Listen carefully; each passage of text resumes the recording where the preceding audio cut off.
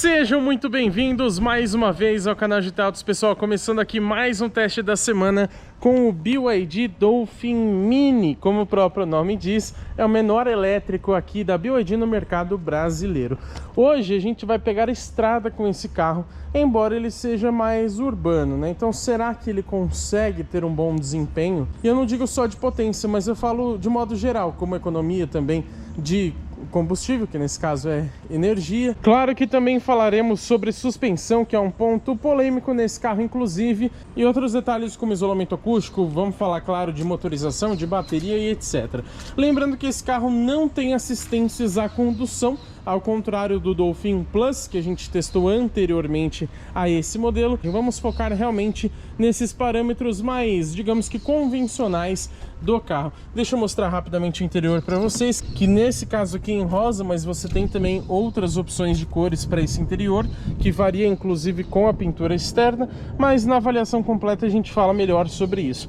Vamos conferir então como que é o BYD Dolphin Mini elétrico rodando na estrada. Galera, um pouquinho antes da gente ir lá para a estrada testar na prática que é o BYD Dolphin Mini, eu preciso fazer algumas pequenas considerações para vocês. Estamos saindo daqui de São Bernardo do Campo com 99% da bateria, lembrando que como sempre nós vamos até Jundiaí, no interior de São Paulo, e a autonomia projetada de 373 km. O modo de regeneração de energia vocês podem ver que está em high, ou seja, está no mais alto também, mas na estrada, para tentar deixar o carro um pouco mais livre, digamos assim, a gente coloca no modo de recuperação normal da energia. Mas reparem que esse carro ele só tem um trip de consumo resetável, e tá ali, ó, PS 50 km, ou seja, ele só calcula os últimos 50 km. Como dá pra gente resetar aqui, eu imagino que até 45, 50 km ele vai contar normalmente. A partir disso, ele não reseta sozinho, mas provavelmente ele só vai considerar os últimos 50. Então agora, por exemplo, se a gente rodar 10, ele vai considerar 10, até a gente chegar nos 50. Isso é o que eu entendi, porque a BYD infelizmente não especifica isso muito bem no manual do proprietário desse carro. Então fica essa dúvida aí pra gente. A gente já viu isso em vários modelos da marca, né? Só tem isso, tá? Porque esse aqui é o cumulativo, ou seja, é de todo o tempo do carro que você não consegue resetar. E detalhe, a gente já fez um vídeo aqui no canal do consumo urbano desse carro, onde a gente calculou a autonomia na cidade e tudo mais. Como esse aqui é o vídeo de estrada, eu vou priorizar a média na rodovia, ou seja, a gente só tem um trip, então a gente não vai conseguir fazer a média completa entre São Bernardo e Jundiaí, para priorizar a média na estrada. Chegando lá na rodovia dos Bandeirantes, eu vou redefinir aqui esses trips que eu acabei de mostrar para vocês, para a gente conferir como que é na estrada. Entendido isso, pessoal, vamos lá então para a rodovia testar como que é o BYD Dolphin Mini. E depois daquele trânsito padrão na Avenida dos Bandeirantes em São Paulo, agora a gente está pegando a rodovia dos Bandeirantes para a gente testar então esse carro aqui na prática. Ali no comecinho já resetei para a gente as nossas médias de tempo de consumo, também de quilometragem e etc, tá, pessoal? E isso porque a gente vai fazer a nossa média de consumo aqui de estrada até então a gente chegar no pedágio, porque depois do pedágio a gente vai acelerar forte esse carro para testar o desempenho, né? Eu estava andando no modo eco praticamente a todo momento até agora, mas eu vou tirar um pouquinho porque na estrada esse modo eco atrapalha um pouco.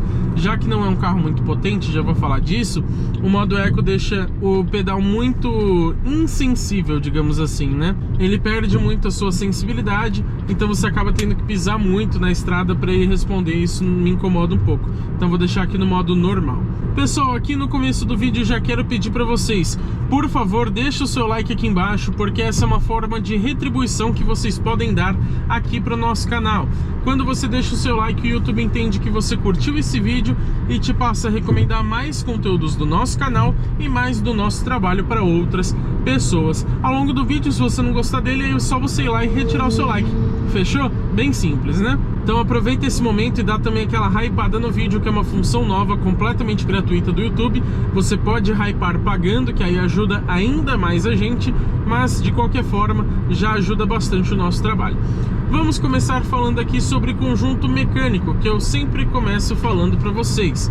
E na verdade aqui ele não é tão mecânico assim, já que nós temos o modelo 100% elétrico. O motor elétrico aqui é posicionado no eixo dianteiro, isso indica que a gente tem tração somente nas rodas da frente, e ele traz uma potência aqui bem modesta de somente 75 cavalos, com torque de 13,8 kgfm. O que a gente pode dizer? Que é basicamente a potência de um motor 1.0 aspirado. É até menos potente em relação a alguns. O Volkswagen Polo, se eu não me engano, ele tem 84 cavalos no etanol, então ele é mais potente que esse aqui. Porém, o torque, a maioria gira em torno ali de 10, 11, esse aqui está em quase 14, então a gente tem um pouco mais de torque do que o modelo 1.0 aspirado a combustão, né? E também vale a gente lembrar que o Dolphin GS convencional, sem ser o Mini, ele tem 95 cavalos e 18,3 de torque. Então também não são números muito empolgantes, mas já são melhores que aqui essa versão Mini. Logicamente a transmissão aqui é como se fosse automática, né? Porque ele tem uma relação para frente, outra para trás. O elétrico, com raríssimas exceções, como o Porsche Taycan, eles não têm mais que uma marcha, a maioria é uma marcha só. Mas é importante a gente falar sobre bateria aqui no Dolphin Mini. Por quê? Eu esperava que a capacidade da bateria fosse extremamente pequena, mas não é. Mesmo com um carro bem compacto, a gente tem aqui uma bateria Blade do tipo LFP, ou seja, lítio ferro fosfato. Ela tem capacidade de 38 kWh, ou seja, não fica muito abaixo do Dolphin convencional, que tem 44,9. É menor? Sim, só que aqui a gente também tem um carro mais leve. Daqui a pouquinho eu falo do peso para vocês. Lembrando que esse carro ele é feito para a cidade, então na estrada não é o ideal para ele. Mas a intenção aqui é a gente descobrir se dá para viajar com ele sem sufoco ou não. Também preciso dizer que, infelizmente, a BYD não informa pra gente se essa capacidade de 38 kWh é nominal ou então utilizável, porque todo carro híbrido elétrico, toda bateria, na verdade, ela tem uma capacidade total, mas o que você consegue utilizar no dia a dia é um pouco menor. Eu quero falar um pouquinho para vocês sobre isolamento acústico. Para ser sincero, nesse carro não é bom. Aqui em altas velocidades, a gente está aqui a 120 mais ou menos, 115, 110. Você escuta, olha, um Corolla GR sensacional, hein? Difícil ver esse carro. O único Corolla hatch do Brasil. Mas como eu estava dizendo, aqui em velocidades mais altas você escuta muito barulho de vento. Ele invade bastante a cabine. E tá tudo bem para um carro que é bem mais barato. Por que o pessoal não anda pela esquerda se tá andando rápido, né? É absurdo. O pessoal que tá devagar anda na esquerda, o pessoal que tá rápido anda na direita. É tudo invertido aqui no Brasil. Enfim, depois de prestar minha indignação aqui, é normal que um carro mais barato você tenha realmente uma construção um pouco mais básica. Lembrando que ele hoje está tabelado em R$ 115.800 nessa versão aqui, com somente 4 lugares, mas você tem também o Dolphin Mini de 5 lugares, que acrescenta R$4.000, ou seja, vai para 119.800. Então, que seja, tá ali na faixa de 115 e 120. E se você pensar, um hatch compacto a combustão, tá, atinge facilmente esse valor hoje em dia. E a gente sabe que os elétricos ainda são naturalmente mais caros. Então a gente tem um carro barato aqui, principalmente porque ele é bem equipado. A gente vai detalhar isso na avaliação completa.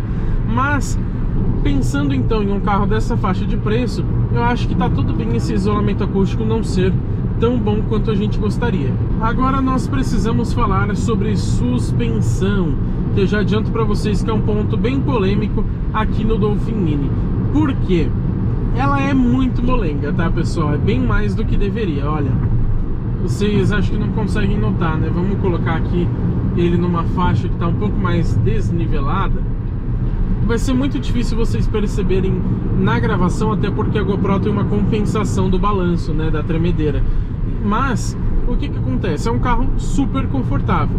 O problema é que ele é confortável até demais, a gente pode dizer assim, porque a suspensão, principalmente a traseira, ela fica flutuando muito. Então, quando você passa por um desnível, aqui, por exemplo, você tem desníveis bem pequenos, então essa percepção fica menor. mas na cidade, por exemplo, quando você pega ondulações mais altas, ó, a gente pegou uma um pouquinho mais alta aqui, você percebe que o carro fica assim um bom tempo até estabilizar, então a suspensão fica subindo e descendo, ela é molenga. Você não tem um acerto um pouquinho mais durinho para que ela absorva e fique ali parada onde tem que estar parada. Ela fica realmente balançando. Então o tempo todo aqui dentro do carro você parece estar, digamos que num navio. Então você fica balançando, você fica flutuando o tempo inteiro. Tudo bem que sempre vai ter alguém que não se incomoda com isso. E se não te incomoda, perfeito. Mas é um ponto que acho que incomoda a maioria das pessoas, principalmente em velocidades um pouco mais altas aqui na estrada. Depois a gente vai acelerar melhor ali para vocês verem. Mas você sente uma sensação de insegurança no carro, porque parece que o vento balança muito ele, e muito por causa dessa suspensão mais molenga. Ela não é, como eu disse, ruim. Bastava um simples acerto ali de suspensão. Se a BYD fizesse uma tropicalização para o mercado brasileiro, como faz, por exemplo, a GWM, a gente pega o Hora 03, que a gente já testou aqui no canal na versão Skin. Na verdade, ele concorre com o Dolphin GS, né? Não com o Dolphin Mini.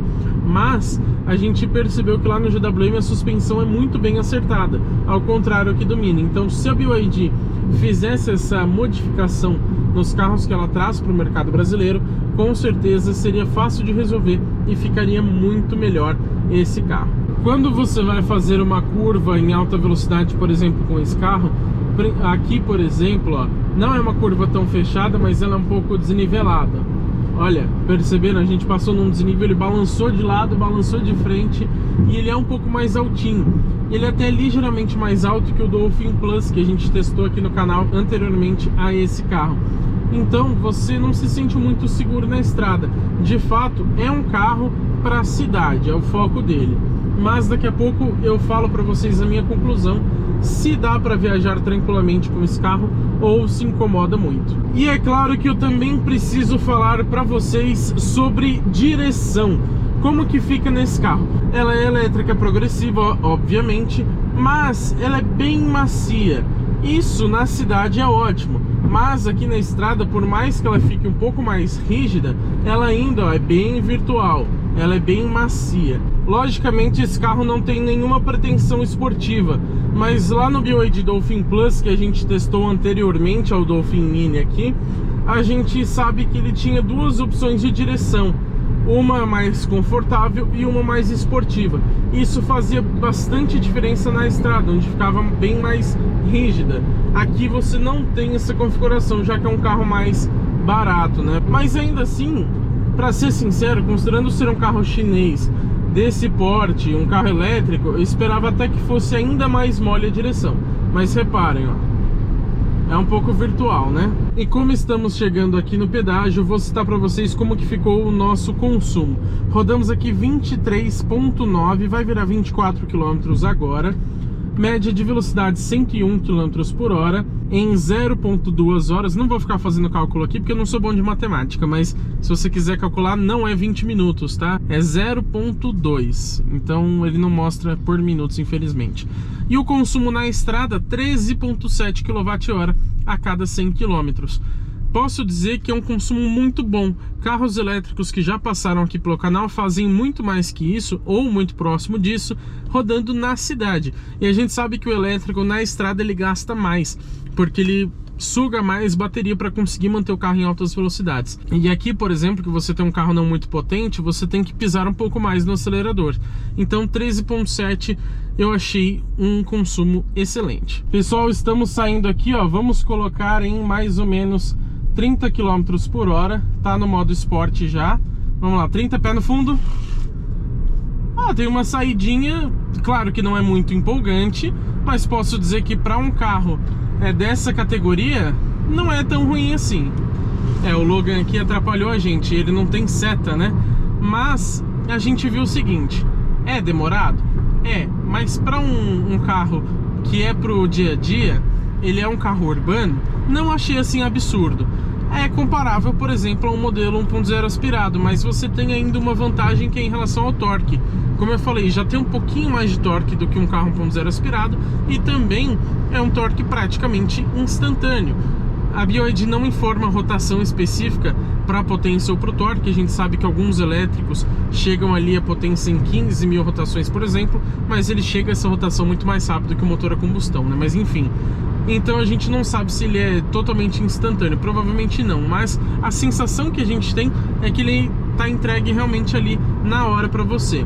Então isso te dá uma retomada um pouquinho melhor, mas o desempenho não é bom, tá, pessoal? 100 por hora, pé no fundo, no modo Sport. Ó, aqui que tem subida, ó, atingiu 110 agora, olha como é demorado. 115, 120. Então demora. 125. Realmente, não é o foco desse carro, o desempenho, e nem a estrada, na verdade, né? O que acontece é que, se você precisar fazer uma ultrapassagem, aqui é mais simples, porque na Bandeirantes você tem bastante faixas. Mas se você pega uma rodovia de pista simples, onde uma faixa vai e a outra vem, aí vai ser complicado, porque você precisa de desempenho para fazer uma ultrapassagem segura. E aqui ele vai acabar devendo. E a velocidade máxima, acredito eu ser limitada eletronicamente, fica em 130, 135 km por hora, mais ou menos. Ou seja, não é voltado para performance. Alguns modelos 1.0 aspirados você tem que reduzir muito a marcha, jogar o giro lá em cima, o motor fica gritando, gritando, gritando, fica...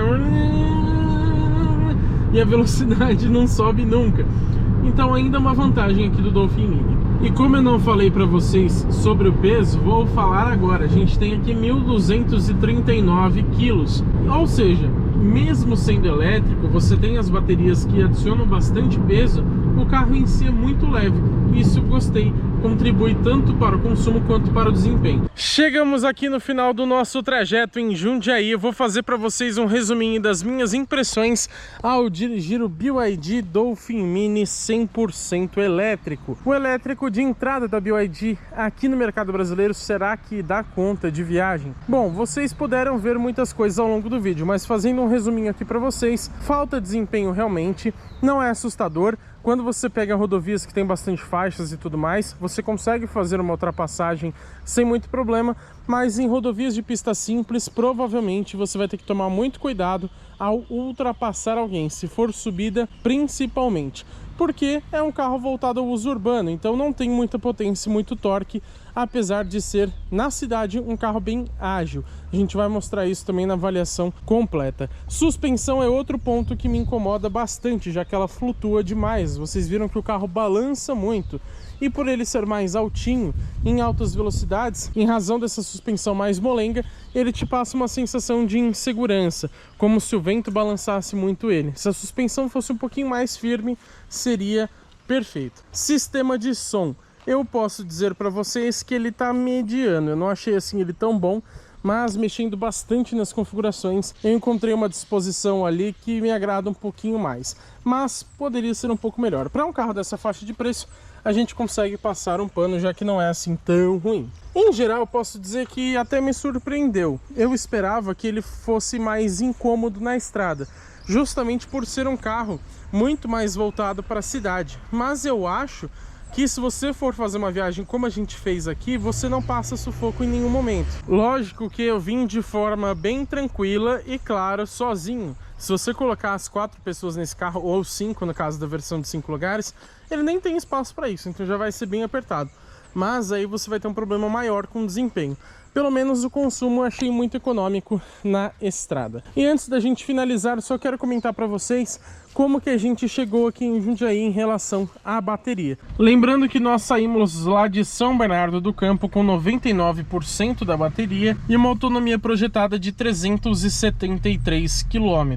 A gente chegou aqui com 75% e uma autonomia de 269, ou seja, gastou mais que os 80 km que a gente usou para vir para cá.